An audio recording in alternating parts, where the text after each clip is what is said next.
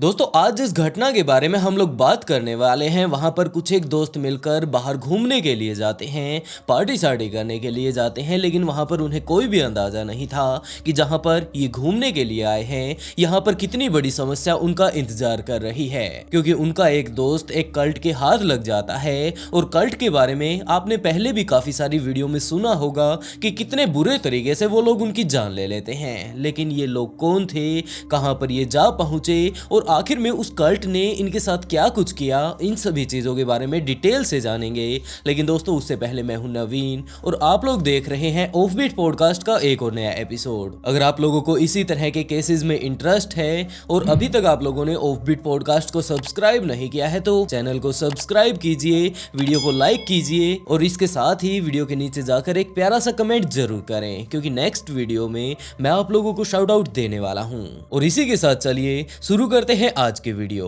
दोस्तों टाइम था 1989 का, जब मार्क किलरॉय 21 साल का हो चुका था। वो आज के टाइम में अपनी अमेरिका की यूनिवर्सिटी में ही अपनी पढ़ाई कर रहा था। मार्क के माता पिता जिम और हेलन ने ये बात मार्क से बोल रखी थी कि बेटा तुम अपनी जिंदगी में पूरे मजे लो, जितनी भी तुम्हें पढ़ाई वगैरह करनी है आराम से वो करो, बस अपनी जिंदगी में तुम आराम से सेटल हो जाओ, इससे ज्यादा हमें कुछ नहीं चाहिए। और मार्क भी पढ़ाई में काफी ज्यादा अच्छा था। वो ज्यादा से ज्यादा टाइम अपना पढ़ाई को दिया करता था और वो जब पढ़ाई कर करके बोर हो जाता तो वो जा पहुंचता अपने दोस्तों के पास। इसके कुछ एक खास दोस्त थे जो कि इसके स्कूल से ही इसके साथ में थे और वो सभी भी अपनी अपनी पढ़ाई कर रहे थे। लेकिन जैसे जैसे ये बड़े होने लगे तो इनकी आगे पढ़ाई में स्ट्रीम अलग अलग हो गई और उसके कारण ये लोग आपस में बिछड़ जाते हैं। लेकिन आज के टाइम में भी ये एक दूसरे से मिलते रहते थे और हर साल ये तो उनका फिक्स हुआ ही करता था कि जब भी सर्दियों की और गर्मियों की छुट्टी हुआ करती थी तो ये सारे के सारे मिलकर कहीं पर घूमने के लिए जाया करते थे।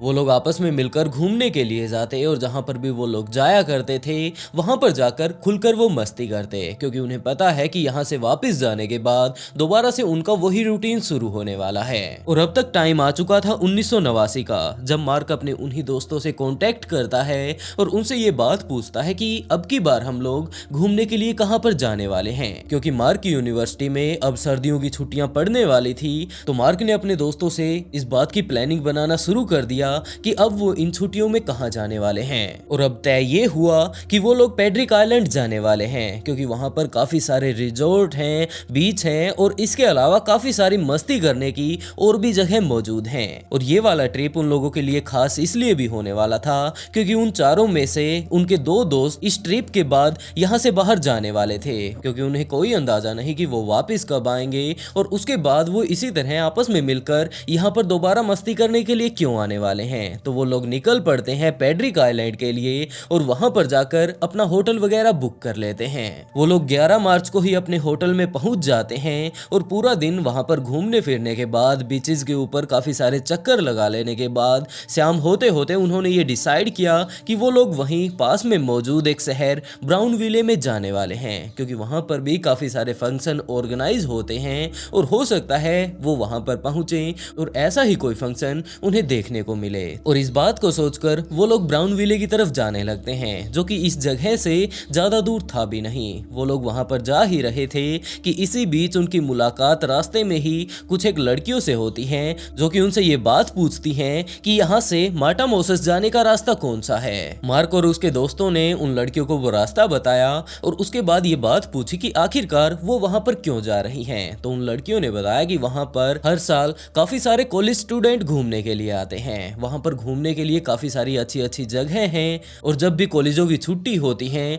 तो यहाँ पर काफी दूर दूर से स्टूडेंट अपनी छुट्टियां मनाने के लिए आते हैं। और इस बात को सुनकर मार्क और उसके दोस्त भी यही बात सोचते हैं कि यार हम भी तो यहाँ पर छुट्टी मनाने के लिए ही आए हैं और जहाँ पर ये लड़कियां हमें जाने के लिए बोल रही हैं तो क्यों न हम लोग इनके साथ ही चलें। तो मार्क और उसके दोस्त उन लड़कियों के साथ ही माटामोरस जा पहुंचते हैं। वहां पर जाकर उन्होंने देखा कि यहाँ पर तो काफी सारे सेलिब्रेशन चल रहे हैं, अलग अलग तरह के डीजे वहां पर बजाए जा रहे थे, सारे लोग बस पार्टी करने में काफी ज्यादा बिजी थे और चारों तरफ लोग इंजॉय कर रहे थे। और इस चीज को देखकर मार्क और उसके दोस्त उन्हीं लड़कियों के साथ वहां पर पार्टी करने लगते हैं। पार्टी करते करते लगभग रात के 2 बज चुके थे, जिसके बाद मार्क के दोस्तों ने ये बात कही मार्क से कि भाई हम लोग नाच नाच कर थक चुके हैं और अब हम लोग सोना चाहते हैं। तो मार्क ने कहा कि हम लोग यहाँ पर तो नहीं रुक सकते, क्योंकि यहाँ पर अगर हम सो जाएंगे तो कल पता नहीं किस टाइम हमारी नींद खुलेगी और उसके बाद हमारा जो पैड्रिक आइलैंड वाला प्लान है वो हो सकता है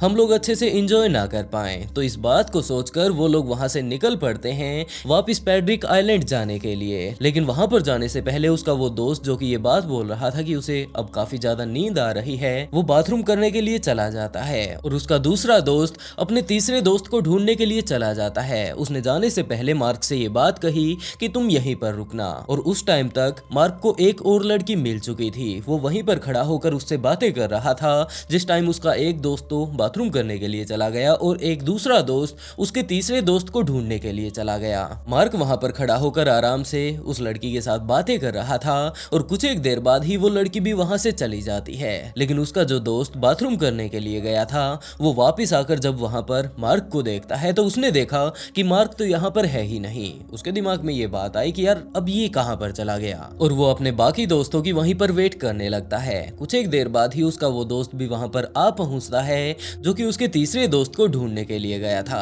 और उन लोगों के आने के बाद उसने ये बात बताई कि यार मैं इस तरह अंदर गया था बाथरूम वगैरह करने के लिए, फ्रेश होना था मुझे, लेकिन वापस जब मैं यहाँ पर आया तो मार्क यहाँ से गायब है। कुछ एक देर तक वो लोग वहीं पर और वेट करते हैं कि हो सकता है वो जिस लड़की के साथ बातें कर रहा था वो उसके साथ यहीं आसपास में कहीं चला गया होगा। लेकिन 10-15 मिनट तक वेट कर लेने के बाद भी मार्क वापस नहीं आया। तो अब वो लोग चिंता करने लगते हैं कि यार हमारा दोस्त था, पता नहीं वो कहां पर चला गया। तो उनके दिमाग में ये बात आने लगी कि हो सकता है उसने नशा भी काफी ज्यादा कर रखा था, तो वो अकेले ही पैड्रिक आइलैंड जाने लगा हो। और इस बात को सोचकर उसके सारे दोस्त अपने पैड्रिक आइलैंड वाली जगह पर आ जाते हैं। उस होटल में आकर जब उन्होंने पता किया तो उन्हें पता चलता है कि मार्क तो यहाँ पर आया ही नहीं। वो कुछ एक देर वहां पर वेट करते हैं, लेकिन फिर भी मार्क जब नहीं आया तो उन लोगों ने अंदाजा लगाना शुरू किया कि आखिरकार वो कहां पर चला गया होगा। और इसी बीच उनके दिमाग में ये बात भी आई कि उसे एक लड़की मिल चुकी थी, हो सकता है वो रात बिताने के लिए उस लड़की के साथ चला गया हो। और यही बातें सोचते सोचते वो लोग एक दूसरे से डिस्कस करने लगते हैं, लेकिन उन्होंने साफ इनकार कर दिया, हमारा दोस्त बिना बताए कहीं पर नहीं जाने वाला, तो जरूर कुछ ना कुछ गलत हुआ होगा। और इसी बात को सोचकर वो लोग वापस मांटामोरस जा पहुंचते हैं और वहां पर जाकर थोड़ी खोजबीन कर लेने के बाद जब उन्हें मार्क नहीं मिलता है तो वो लोग पुलिस स्टेशन जा पहुंचते हैं और उन्होंने पुलिस वालों को पूरी की पूरी घटना बताई कि कल रात को क्या हुआ था और अभी तक सुबह हो चुकी है, लेकिन हमारा दोस्त वापस ना तो होटल में पहुंचा है और ना ही हमें मिला है। पुलिस वालों ने मार्क की पूरी डिटेल उनके दोस्तों से ली और आखिर में उन्होंने जाकर काफी सारे हॉस्पिटलों को जो कि वहां आसपास में मौजूद थे उनको चेक किया कि हो सकता है उसे किसी तरह की चोट वगैरह लग गई हो या फिर हो सकता है उसे पुलिस वालों ने ही पकड़ लिया हो। तो उन्होंने और जो आसपास में पुलिस स्टेशन मौजूद थे वहां पर उसकी खोजबीन करनी शुरू की, लेकिन ना तो वो हॉस्पिटल में था और ना ही किसी पुलिस स्टेशन में। और अगले लगभग 10-12 दिनों तक यूं ही उनकी खोजबीन चलती है, लेकिन जब मार्क का उन्हें कोई अता पता नहीं मिलता तो धीरे धीरे कर पुलिस की ये खोज भी ढीली पड़ जाती है। लेकिन मार्क का चाचा अमेरिका की कस्टम सर्विस में था, जिसके चलते उन्होंने पुलिस के ऊपर दबाव बढ़ाना शुरू किया और पुलिस इस केस के ऊपर और ज्यादा तेजी से काम करने लगती है। लेकिन अभी भी पुलिस वालों के हाथ कोई भी ऐसी चीज नहीं लगी जिससे वो लोग अंदाजा लगा पाए कि मार्क के साथ क्या हुआ होगा। लेकिन इसी टाइम पुलिस दूसरी तरफ कुछ एक ऐसे ड्रग डीलरों का भी पीछा कर रही थी जो कि यहाँ पर ड्रग सप्लाई किया करते थे। और इसी टाइम पुलिस वालों को पता चलता है कि एक स्पेसिफिक ट्रक जा रहा है और उसके अंदर कोई और नहीं जबकि वो बंदे हैं जो कि यहाँ पर ड्रग सप्लाई करते हैं। और उस टाइम उस ट्रक को 2 लोग लेकर जा रहे थे, एक तो था हीलियो हर्नांडेस और सेराफिन हर्नांडेस। ये दोनों ट्रक लेकर जब हाईवे से गुजरते हैं तो पुलिस वालों को मुखबिरों से इस बारे में पता चल जाता है कि ये लोग इसी तरह गैर कानूनी चीज लेकर यहाँ से जा रहे हैं। लेकिन पुलिस वाले सिर्फ अपनी सिविल गाड़ी उनके पीछे लगा देते हैं, जबकि उन्हें वहीं पर नहीं पकड़ लेते, क्योंकि पुलिस वालों का ये प्लान था कि जहां पर भी जाकर ये लोग रुकेंगे वहां पर इनका अड्डा होगा और अगर हम लोग इन्हें अभी पकड़ लेते हैं तो इनके पास से हमें थोड़ी बहुत ही ड्रग्स मिल पाएगी, लेकिन अगर हम लोग इनके ठिकाने पर जा पहुंचेंगे तो हो सकता है हमें वहां पर कुछ और भी मिल जाए। और इसी बात को सोचकर पुलिस वाले उस ट्रक का पीछा करने लगते हैं। ट्रक अगले आधे घंटे तक यूं ही चलता है और उसके बाद वो एक फार्म पर जा पहुंचता है। वहां पर जाते ही जब वो लोग उस फार्म के अंदर जाते हैं तो पुलिस वाले उनके ऊपर धावा बोल देते हैं। पुलिस वालों को वहां पर पता चलता है कि यहाँ पर सिर्फ और सिर्फ 2 लोग ही इस ट्रक को लेकर आए थे, लेकिन इस जगह के अंदर लगभग 10 से 12 लोग और भी मौजूद हैं। पुलिस वाले वहां पर रेड कर देते हैं और जब तक वो लोग संभल पाते उससे पहले ही उनके सारे के सारे हथियारों को और उन लोगों को अपनी हिरासत में ले लेते हैं। पुलिस वाले वहां पर काफी सारी खोजबीन करते हैं कि इन लोगों ने यहाँ पर क्या क्या इकट्ठा कर रखा है, तो उन्हें पता चलता है कि यहाँ पर काफी सारे ड्रग्स मौजूद है, नशीले और भी काफी सारे पदार्थ इन लोगों ने यहाँ पर इकट्ठा कर रखे हैं। इसके अलावा गाड़ियां मौजूद हैं, बंदूकें मौजूद हैं और काफी सारे चोरी के मोबाइल यहाँ पर रखे हुए हैं। पुलिस वालों ने उन सबको हथकड़ी लगा दी और वहीं पर उन्हें बैठाकर उनसे पूछताछ करनी शुरू करते हैं कि तुम्हारे नेटवर्क कहां तक फैले हुए हैं और इस धंधे में और कौन कौन शामिल है। कि इसी बीच एक ऑफिसर ने मार्क का फोटो भी उन सारे लोगों को दिखाया और उनसे पूछना शुरू किया कि क्या तुम लोग इस बंदे को जानते हो या फिर तुमने इसे कहीं पर देखा हो। तो उन सारे लोगों में से एक आदमी ऐसा मौजूद था जिसने ये बात कही कि हाँ, मैं इसे जानता हूँ, कुछ एक दिन पहले ही इसे यहाँ पर लाया गया था और मैंने ही इसे खाना बना कर दिया था। तो पुलिस वालों ने उस बंदे को पकड़ा और साइड में ले जाकर उसे आराम से बैठाकर ये बात पूछनी शुरू की कि आज के टाइम में ये बंदा कहाँ पर है, तुमने इसे कब देखा था, इसके साथ क्या कुछ हुआ था। तो उस आदमी ने वहीं पास में मौजूद एक झोपड़ी की तरफ इशारा किया। पुलिस वालों ने सोचा कि उसे वहां पर बंदी बनाकर रखा गया होगा, क्योंकि ये लोग ड्रग्स वगैरह का काम करते हैं, तो हो सकता है ये लोग इसके साथ साथ किडनैपिंग भी करते हों। तो कुछ एक पुलिस वाले उससे पूछताछ करने लगते हैं और कुछ एक पुलिस की टीम वहां उस झोपड़ी के पास जा पहुंचती है ताकि वो लोग मार्क को छुड़वा सकें। लेकिन जब वो वहां पर पहुंचते हैं तो उन्होंने पाया कि यहाँ पर तो एक बाल्टी के अंदर काफी सारी हड्डियां मौजूद हैं और इसके अलावा काफी सारे ऐसे मोमबत्तियां यहाँ पर जलाई गई थी जो कि आज के टाइम में कोई तो बिल्कुल खत्म हो चुकी है, कोई आधी ही बुझ चुकी है, लेकिन वहां पर हड्डियों के अलावा कुछ भी नहीं था। तो पुलिस वाले वापस उस आदमी के पास आते हैं और उसे 2 चपाड़ लगाकर ये फोटो दिखाकर मार्क की ये बात कहते हैं कि हमें ये लड़का चाहिए, जो तुमने वहां पर कांड बैठा रखा है वो क्या है। तो वो आदमी वहां पर जाता है और उसके बाद एक बाल्टी से एक खोपड़ी निकालता है। उसने ये बात कही कि जनाब आप जिस लड़के के बारे में पूछ रहे हैं ये वही है। तो पुलिस वाले पूरे तरीके से कंफ्यूज कि यहाँ पर असल में हुआ क्या था। जो ये मोमबत्तियां जला रखी हैं और ये अजीब सी जो हड्डियां बाल्टी में रखी हुई थी कि क्या ये सच में ही इंसान की हैं। और इस बात को जानकर पुलिस वालों का भी दिमाग खराब हो गया कि यहाँ पर जो ये हड्डियां मौजूद हैं ये किसी जानवर की नहीं जबकि इंसान की है और उनके नीचे से उस आदमी ने एक ये स्कल निकाला है। तो पुलिस वाले अभी भी काफी ज्यादा कंफ्यूज थे कि यहाँ पर हुआ क्या था, इन सारी चीजों को हमें तुम पहले बताओ। और उस आदमी ने डिटेल से बताना शुरू किया कि हमारी ये एक गैंग है और गैंग ही नहीं, ये हमारा एक कल्ट भी है। हमारा बॉस अडोल्फो है और एक टाइम ऐसा था जब हमारी ये गैंग काफी ज्यादा छोटी हुआ करती थी, लेकिन उसके बाद हमारे बॉस एडोल्फो ने काले जादू की मदद से हमारे इस गैंग को काफी ज्यादा बड़ा कर लिया। पहले वो यहाँ पर जानवरों की बलि दिया करते थे, लेकिन छोटी छोटी बलियों से हमारे देवता खुश होने वाले नहीं थे, तो उन्होंने इंसानी बलि देना शुरू कर दिया। और इसी बलि की चपेट में आपका ये बंदा भी आ चुका है जिसकी फोटो लेकर आप यहाँ पर घूम रहे हैं। हम लोग एक रात को अपना ट्रक लेकर यहाँ पर आ रहे थे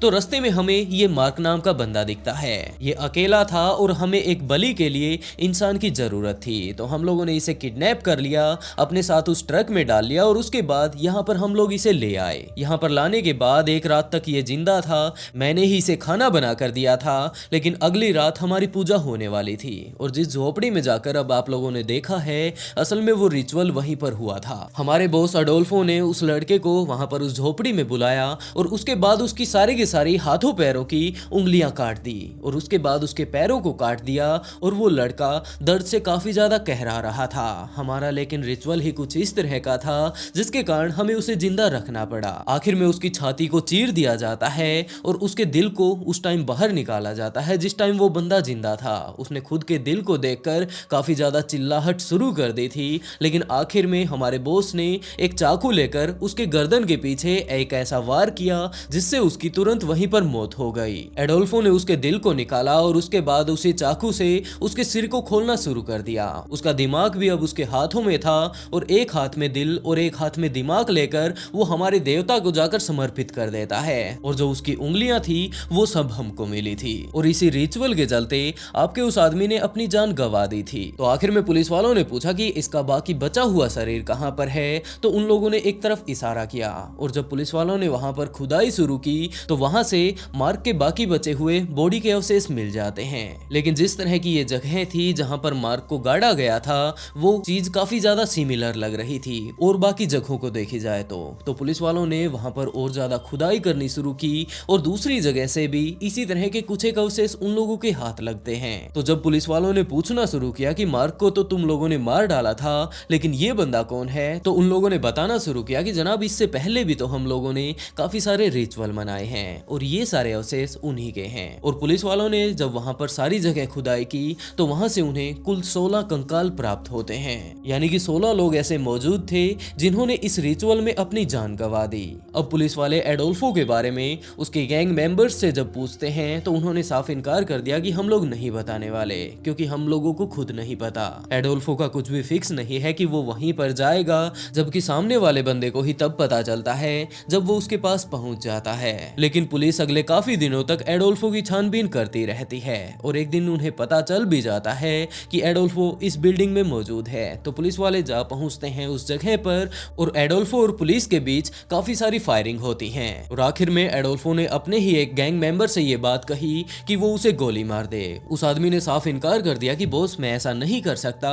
तो एडोल्फो ने उसे ये बात कही कि मैं नहीं चाहता कि पुलिस वाले मुझे पकड़ कर लेकर जाएं और इनके हाथ आने से काफी ज्यादा अच्छा है कि मैं अपनी जान ही गवा दूं। लेकिन जब उसके गैंग मेंबर ने साफ इनकार कर दिया तो एडोल्फो ने ये बात उसे कही कि अगर तुम नर्क की आग से बचना चाहते हो तो मुझे गोली मार दो, नहीं तो तुम्हारे साथ नर्क में काफी ज्यादा बुरा होगा। और इस बात से बचने के लिए उस आदमी ने एडोल्फो को गोली मार दी। आखिर में उस आदमी को भी पुलिस द्वारा पकड़ लिया जाता है और जब पुलिस ने उससे पूछताछ की तो उस आदमी ने कहा कि मैं नर्क की आग में नहीं जलना चाहता, इसीलिए मैंने हमारे बॉस को गोली मार दी। एडोल्फो तो अपनी जान गंवा देता है लेकिन उसके गैंग मेंबर्स अभी भी वहीं पर मौजूद थे।